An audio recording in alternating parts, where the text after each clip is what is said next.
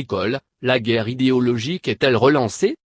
Autour des pédagogues, depuis mai, la bataille s'est durcie. Le dernier épisode s'est joué autour de la démission du président du Conseil supérieur des programmes, ce mardi. Est-ce à coups de formules choc et de tweets assassins, de gros titres et de petites piques que l'école, dont les gouvernants, par-delà les alternances politiques, disent faire leur priorité, peut se résumer? C'est pourtant le spectacle qui s'offre, depuis quelques mois, aux citoyens désireux de suivre le débat éducatif.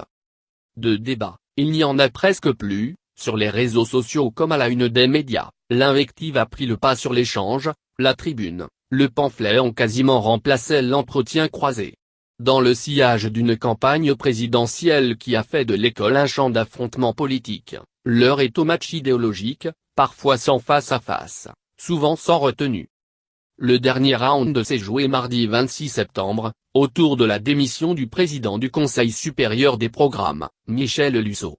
Sur Twitter, l'annonce a très diversement résonné, suscitant presque autant de bons débarras que de regrets. En l'espace d'une journée, on a vu fuser les invectives contre l'ex-Manitou de l'éducation nationale mais aussi les marques de sympathie, les hommages à sa liberté d'esprit.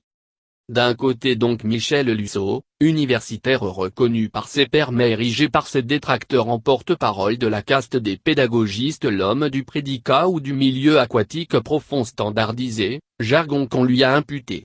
De l'autre un ministre de l'Éducation, Jean-Michel Blanquer, défenseur des fondamentaux et pourfendeur de ce que l'on a appelé le pédagogisme, selon ses propres mots, ce néologisme censé résumer toutes les formes de démission éducative. Entre les deux, c'est par médias interposés que l'affaire s'est réglée. Pédagogo et réac publicain. À l'adresse de Michel Luceau qui, au Monde puis sur France Inter, a expliqué son départ en dénonçant les